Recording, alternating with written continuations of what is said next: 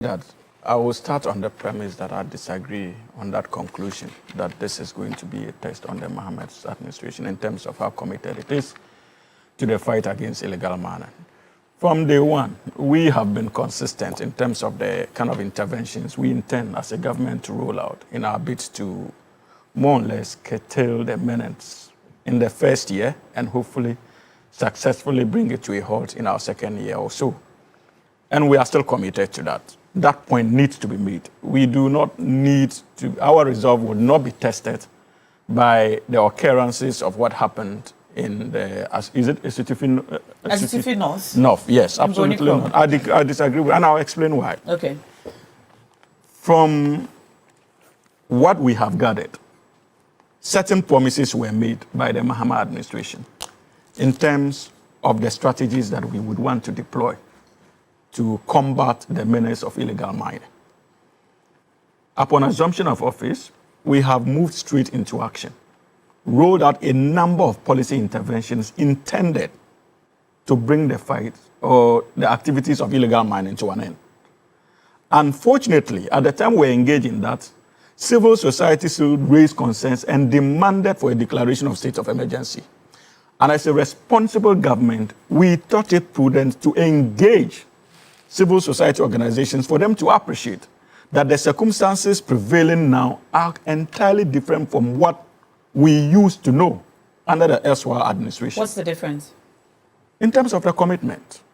In the past, there were known party functionaries of the New Patriotic Party who were engaged in illegal mining. Known party functionaries. Indeed, at a point, even the minister responsible for environment, science and technology indicated that the fight was becoming difficult because his own party people were engaged and they were being protected by functionaries of the state. Their national women's organizer was bold in terms of the activities surrounding Galamsey. So it was known the state had lost interest. The minister responsible for lands and natural resources, the Honorable Abu Jinapo, had cause to issue statements against Wuntumi and Akonta Mine and accused them of engaging in illegal mining activities. The various bodies that the president had instituted to deal with the menace of illegal mining, a number of these functionaries were themselves caught on live video, taking bribes to make way for illegal mining activities. The circumstances today are totally different.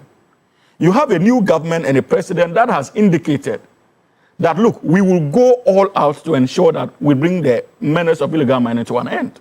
And the president issued a stern warning to even his appointees, that if you are suspected to be engaged in the menace of illegal mining, be rest assured that you'll be dealt with. Now, these are the facts. And if you are a bit patient with me. Okay. Now, civil society still had concerns. Mm-hmm. As a government that listens, we did not treat it shabbily. We decided to engage them in a presidential encounter. And it was pretty obvious, even in that engagement, that there were disagreements as to whether indeed a state of emergency should be declared or not by the civil society actors. Indeed, the GJA president himself openly admitted that he was impressed about the fight of the Mahama administration as far as the illegal mining activities, the fight against illegal mining is concerned. So the signals have been sent already.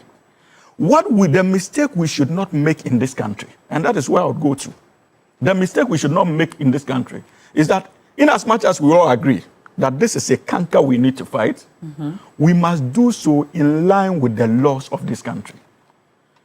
The gentleman that we are discussing today, the member of parliament for the Asutifi North, is not an appointee of His Excellency President John Dramani Mahama.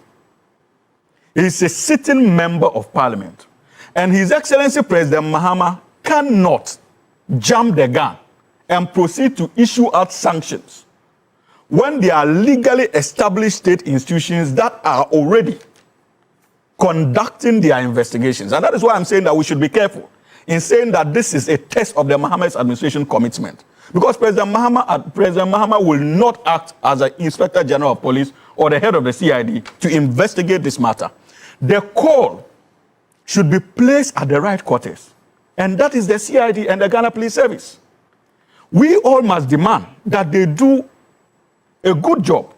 And if at any point in time we see hands of the presidency or government functionaries attempting to influence the nature of the investigations, then we would be within our right to begin to question the resolve of the Mahama administration as far as the fight is concerned. So we are not there. He should continue to conduct his affairs as member of parliament and so on. That is not for me to think. It is about the laws of the republic, even the speaker of parliament, and I'll get there. It's another architecture that we can hold him to account. But you see, finally, let me make this point.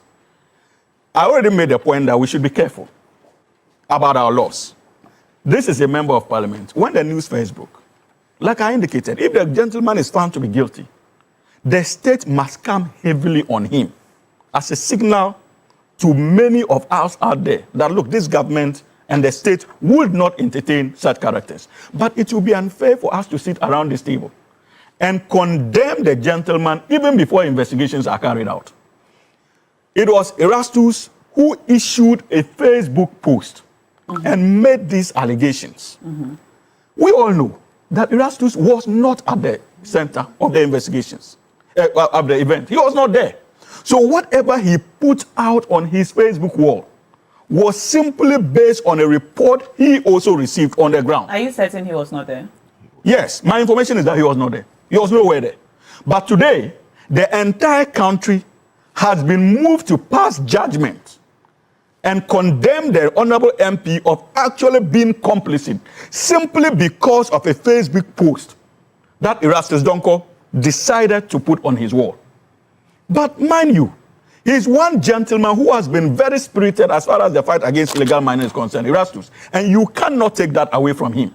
Indeed, he's been an instrumental member of that fight, and it predates this government. And for many of us, he needs to be commended. But it does not also mean that whatever comes from Erastus Donko is the gospel truth. Indeed, if you go back to his own Facebook wall, there are instances that something that he said. No, please. There are instances that the same Erastus has put out information, and in less than 24 hours, he has come. Go back to his Facebook wall to apologize for the report he earlier posted on his Facebook networks, because according to him, further investigations reveal certain things to him.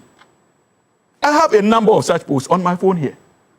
So we must be careful in this country. The way we are quick to condemn people based on media reports.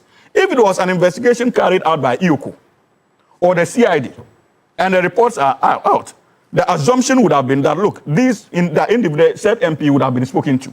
So we would have had both sides, and we would have been in our right to proceed to make our own deductive reasoning and conclusions based on the outcome of the reports. By journalists, which has assisted or led us to to carefully investigate matters of this nature. Brilliant. So the post of Erastus also help. I don't disagree. The post of Erastus should be seen in that light as intended to help the state authorities, but it should not be mistaken as though indeed the said gentleman, that is the honorable MP, was actually complicit. He has also given us his side of the of what happened. So it is important for us to engage in a way that at the end of the day, this is something we all must condemn.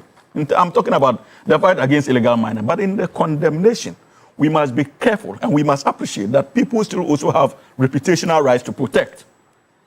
And so let us give them the opportunity to be heard.